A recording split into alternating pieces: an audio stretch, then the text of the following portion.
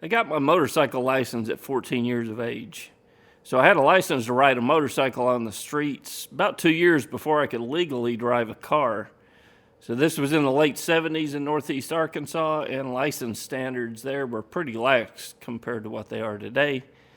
Now, I had already been riding my Yamaha GT80 up and down the alley near the house. Man, I wore a groove in that alley riding back and forth, and probably made a few neighbors mad with me riding back and forth behind their house. But it was in that alley that I learned to start and stop the motorcycle, and I got pretty good at making U-turns as the area to turn around was not real wide. So after some time in that alley, it wasn't long before I decided that I got the itch to get my license and explore Blytheville a little bit more when I turned 14 years old. So I went to the local DMV. I took the written test after some time of studying the study guide and learning the rules of the road. I passed the written test and scheduled a time to come back to take the riding test. Now, my understanding of the riding test would consist of riding in and out of some cones, starting and stopping, and then a short ride on the street followed by the police officer in his squad car to assure that I was safe on the road. When I showed up at the police station the day of the test, I went in and found the police officer I needed. He followed me to the alley where I'd parked my motorcycle. It was a narrow alley, but it was wider than the alley that I learned to ride in. He told me to start the motorcycle, ride to the end of the alley, do a U-turn without putting my feet down, and stop right here. And then he tossed a couple of cones out on the pavement. So I rode to the end of the alley, whipped that bike around in the U-turn, and stopped at the cones. Now, this U-turn was a whole lot easier than what I'd learned on because the pavement was smooth. I'd been riding in a grass alley, and it had 2 times the space it did in the narrow alley that was by my house. So after I completed that U-turn, he nodded his head, said, "Okay, shut it down and follow me." We went back inside, and he told the lady at the desk, "Get this young man set up with the license." And that was it. I was legal to roam the streets of Blytheville, Arkansas on my Yamaha GT80. And I can still remember the feeling of leaving the police station that day on my motorcycle. I felt like I could conquer the world and had the freedom to explore every inch of it. So when it comes to getting your license today, it's a whole lot more involved, and it differs a lot by where you live, what country you live in, and what state you live in. This week's video, let's talk about what it takes to get your license today, and I'll give you some resources and some tips if you're just starting on this journey for yourself.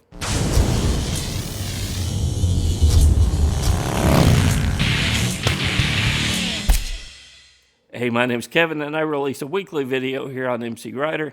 If you're just watching the videos, you're just scratching the surface. Become a member at mcrider.com/member and get resources to help you develop your skills and your technique on 2 wheels.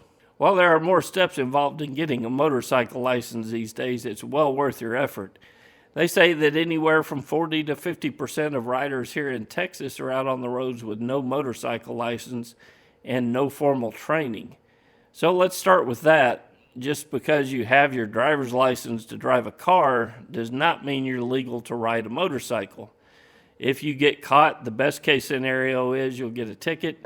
The worst case scenario is you'll get your motorcycle impounded. Transport is on the way. And if you think about it, getting your motorcycle impounded makes sense. The police officer who's pulling you over would have to let an unlicensed rider leave on the motorcycle unless you're able to call a buddy or a friend who can come get the bike and ride it home for you who has a motorcycle license. So I've heard more than one story of riders getting their motorcycles impounded, so it's just better to get your license to begin with.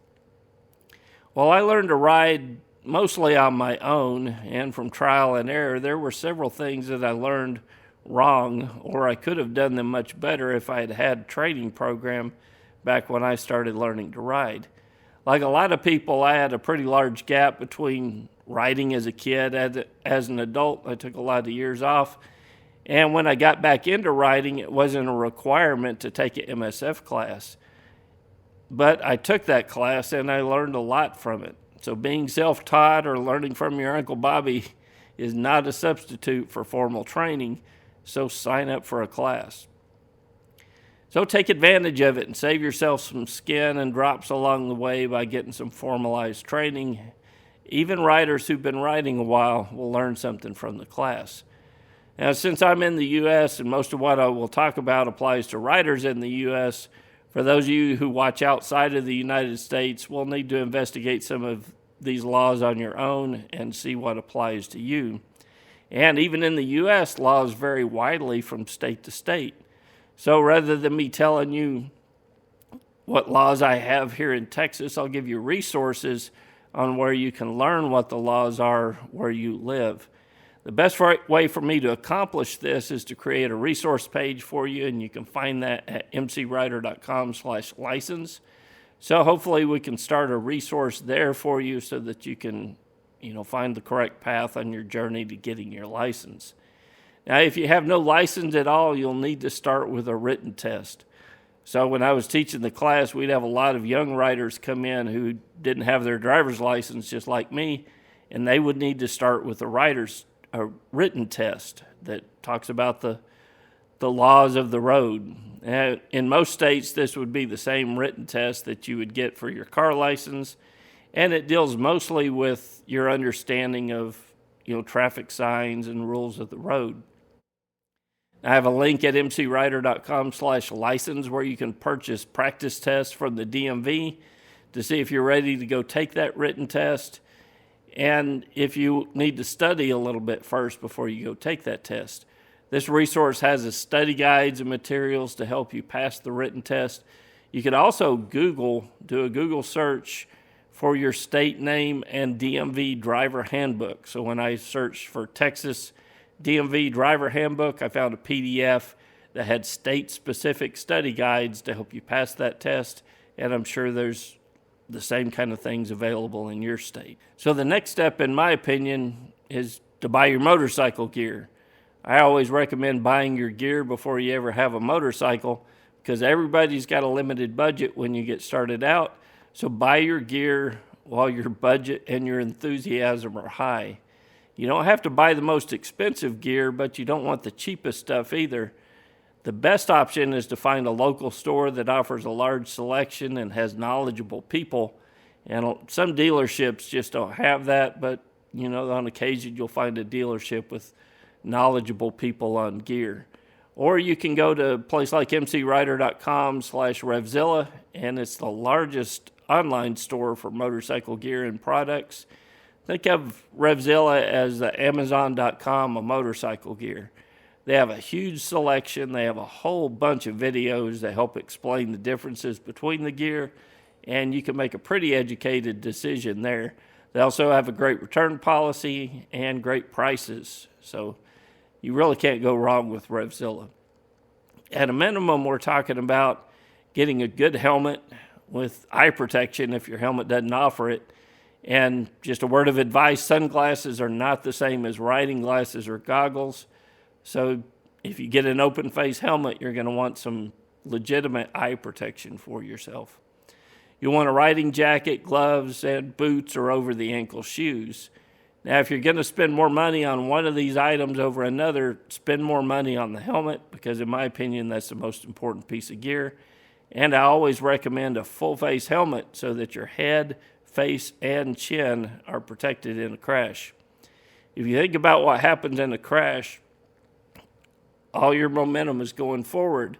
The most likely area to hit the pavement is your face, your chin, your nose, and maybe even the side of your face if you kind of go down to the side. I kind of like where my nose, teeth, and chin are currently located, so I wear a full face helmet to protect that area. The next step is twofold. Sign up for a basic rider course and purchase a motorcycle. So why do I combine those two steps?